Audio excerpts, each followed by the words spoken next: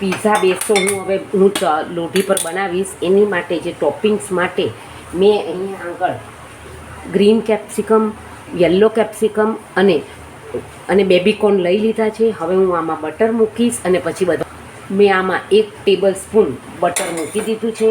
હવે હું આ બધા શાકભાજીના આ ટોપિંગ્સ એમાં નાખી દઈશ.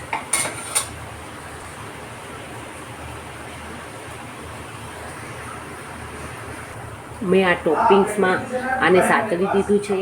એમાં મેં મરી પાવડર લીધો છે, 1 ટેબલ સ્પૂન જેટલો, સ્વાદ પ્રમાણે એમાં નમક લીધું છે અને આમાં 1 ટેબલ સ્પૂન જેટલા હું રેડ ચીલી ફ્લેક્સ નાખ્યા છે મેં.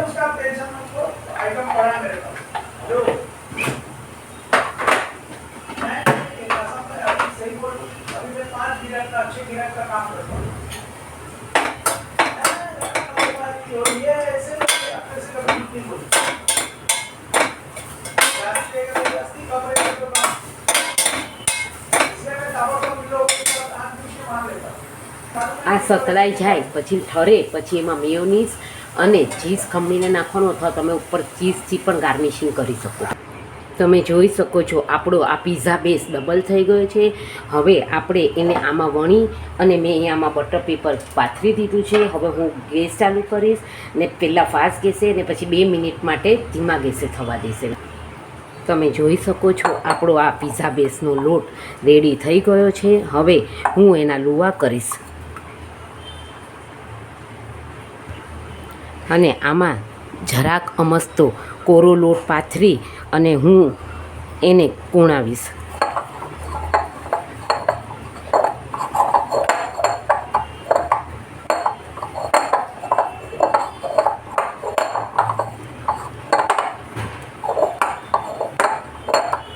ને મેં આમાં બટર પેપર પાથરી દીધું છે. આ ગેસ મેં ચાલુ કરી દીધો છે.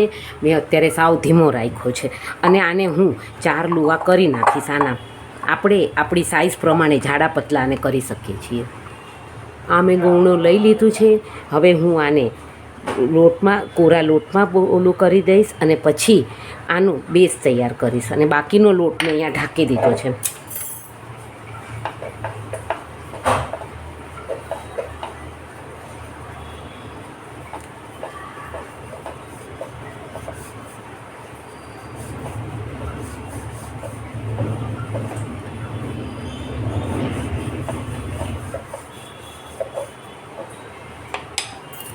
આ આપણું પીઝા વણાઈને તૈયાર થઈ ગયો છે. હવે હું ફૂલે નહીં એટલે ફોર્કથી એને કાણા પાડી દઈશ.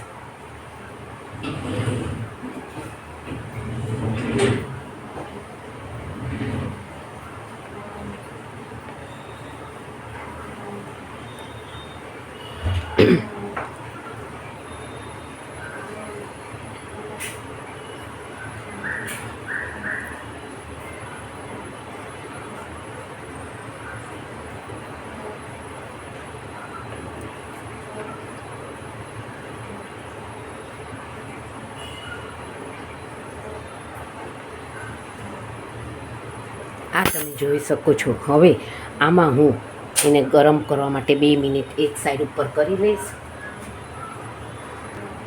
અને આવી રીતે હું એને ઢાંકી દઉં છું.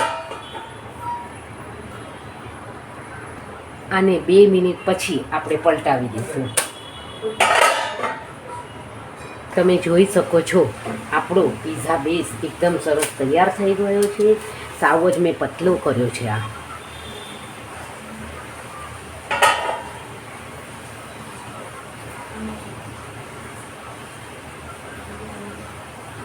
આ તમે જોઈ શકો છો આપણો પીઝા બેઝ રેડી છે. બંને સાઈડ થઈ ગયો છે. સાવ પતલો થયો છે. હવે હું એની ઉપર એનું ટોપિંગ્સ ભરી ચીઝથી ગાર્નિશિંગ કરીને આમાં પીઝા તૈયાર કરવાનું. આજે સાતળીને રાખેલું એમાં મેં મેયોનીઝ નાખી દીધું છે અને આમાં હું ચીલી સોસ નાખીશ. પીઝા બેઝ ઉપર નીચે સોસ લગાડવા માટે મેં અહીંયા આગળ 1 ટેબલ સ્પૂન ચીલી સોસ લઈ લીધો છે. આમાં હું ટોમેટો સોસ નાખીશ અને એની ઉપર પાથરી અને પછી ટોપિંગ્સ કરી એની પર ચીઝ ખમણીને ગાર્નિશિંગ. હું આની પર હવે આ બટર લગાડી અને સૌ પ્રથમ હું એને નીચેના પાર્ટને કડક કરી દઈશ. મેં ગેસ ચાલુ કરી દીધો છે. મેં બટર લગાડી દીધું છે. હવે હું એને 5 મિનિટ માટે શેકવા માટે મૂકી દઈશ. પછી એની પર ગાર્નિશિંગ કરીશ.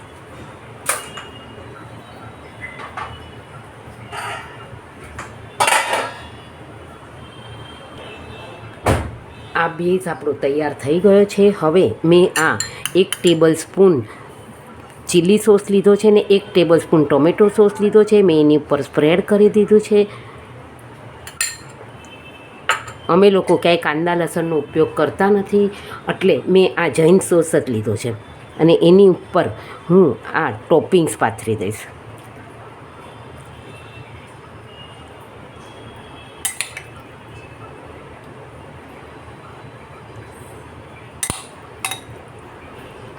મેં રોટલી જેટલો પતલો પીઝા કર્યો છે. તમે તમારી રીતે એને જાડો પતલો કરી શકો છો.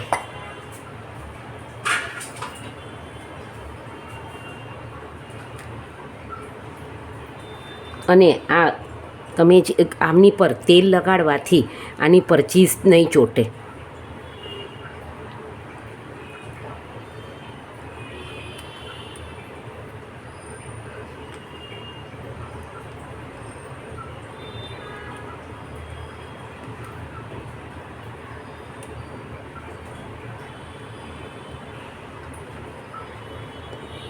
મેં લગભગ 1 ક્યુબ જેટલું ચીઝ નાખી દીધું છે આમાં. તમે જોઈ શકો છો આપણે એકદમ જ આપણી આ જે ખમણી છે એકદમ ચોખ્ખી છે. હવે હું આને પીઝાને